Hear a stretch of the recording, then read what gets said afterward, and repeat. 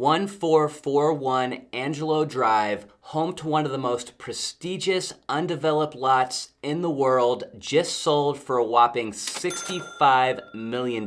This site is unbelievable in every way that you can imagine, but the site is also rich with controversy ever since the compound that was built there back in the 1920s was torn down. Nicknamed Enchanted Hill, the plot of land has been being marketed by some of the biggest brokers in the business for years now, but surprisingly, it was a lot harder to sell than expected, and the $65 million that it ultimately sold for was a lot less than the $150 million that the owners were originally looking for. In today's video, we are going to talk about the history of this amazing site. We'll get into the story of Paul Allen, who bought the site back in 1997 before just leveling it shortly after. And last, we'll review all of the creative marketing material that was put together to sell this one-of-a-kind property. Think about hitting that subscribe button down below if you're into videos like this, because I'm putting new ones out every week. So this Enchanted Hill site is pretty famous partly because the architect who built the original home there was brilliant and highly respected, but also the original owners from the 1920s were one of Hollywood's most powerful couples at the time. Let's start this off by going to Google Earth to give you guys a visual on exactly what this site looks like today. But don't worry, we're going to be getting into plenty more photos later in the video when we talk more about the history and when we get into the marketing material that they used to try to sell this estate. So Enchanted Hill is a residential home site of 120 acres in total in Beverly Hills, California, located at 1441 Angelo Drive. The entire site kind of weaves along this mountainside ridge, which, yes, this is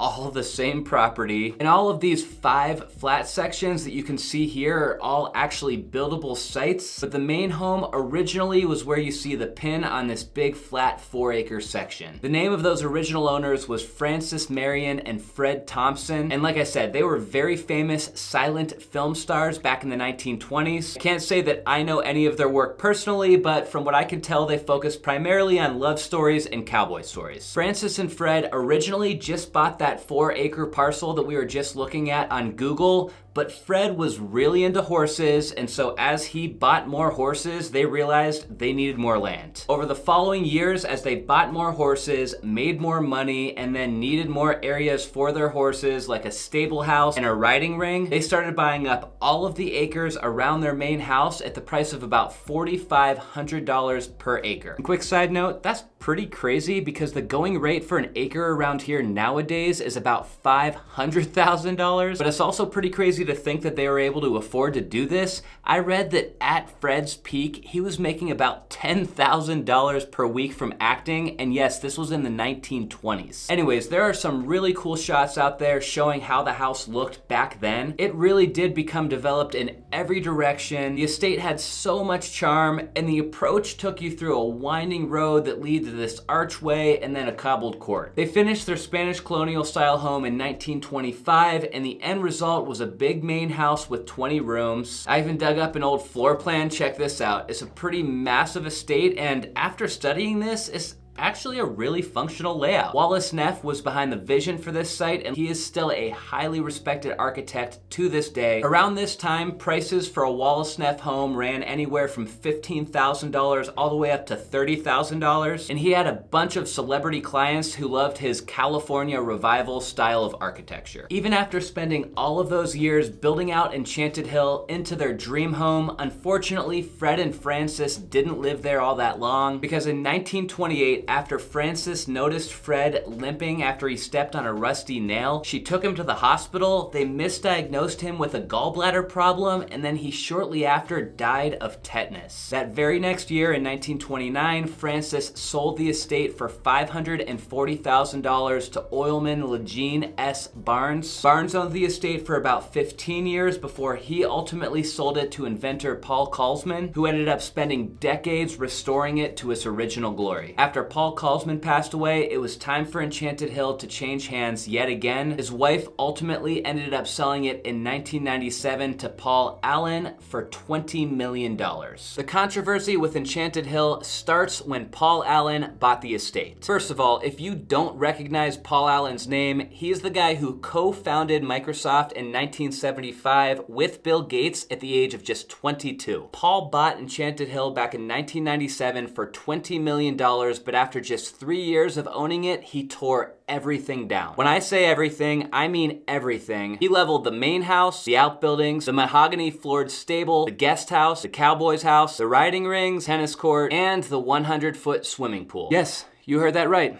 All of it gone. After demolition, he split the site up into 5 separate lots, and for a long time, he said that he would be building a personal compound for himself eventually. That plan ended up getting put on the side burner though, which was not surprising considering he was still pretty active at that time with patents and apps and sports team ownership, real estate development, and aerospace work. At the end of the day, Paul Allen was never able to see his dream come to fruition with Enchanted Hill. He passed away in October 2018 at the age of 65 after a battle with cancer. The work that he completed at the site prior to his passing is that he installed utilities everywhere they needed to be, and he installed a 1-mile private street through the site with 2 gated entrances off of Benedict Canyon Drive and Angelo Drive. Enchanted Hill remained as one of the largest undeveloped sites in this Beverly Crest neighborhood, and it officially hit the market again after Paul Allen's passing in 2018 for $150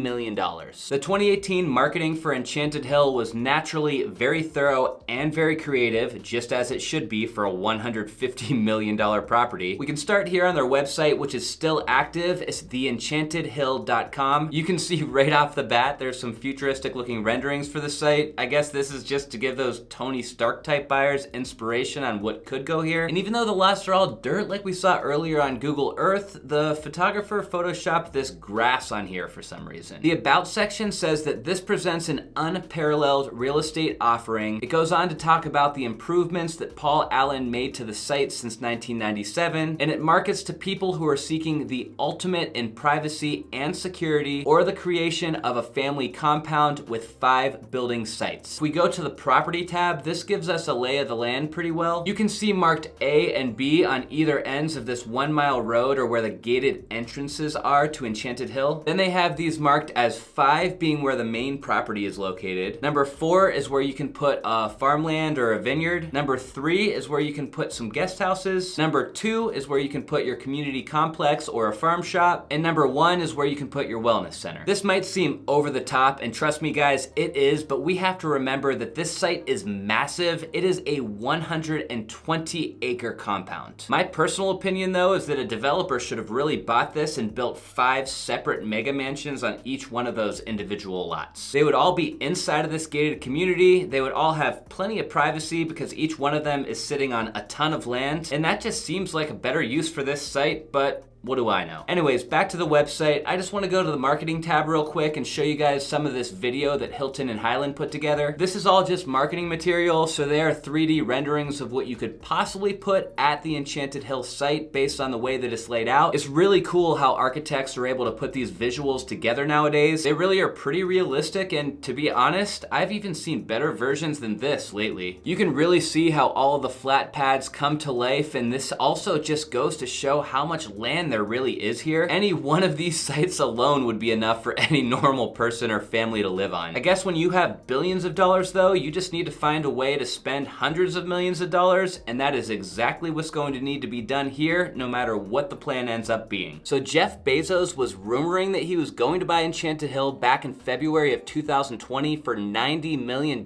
but apparently he backed out of the deal at the last minute, which was kind of surprising because this lot is actually not far from the Warner estate that Bezos bought for $165 million around the same time. After the initial listing of $150 million, Enchanted Hill was eventually relisted for sale with Hilton and Highland for $110 million, and they're the ones who put together all of that marketing material that we were just looking at. Well, after just 2 years of very heavy marketing and a little bit of luck, former Google CEO Eric Schmidt bought this famous site for $65 million from Paul Allen's estate. Schmidt was the CEO of Google from 2001 to 2011, so he definitely has the money and experience to take something like this on. His net worth, by the way, is estimated to be around $23 billion as of the last report. No word yet on what Schmidt plans to do at Enchanted Hill, but somebody with this much money at their disposal probably wants something totally custom, so my guess is he's going to scrap Paul Allen's plans and come up with his own flavor for the site. According to The Dirt, Schmidt owns $200 million of luxury real estate around California California and Manhattan, and one of those pieces of real estate is a historic home in Santa Barbara called Villa Solana. So it's kind of sad to think that had Schmidt owned the home prior to Paul Allen,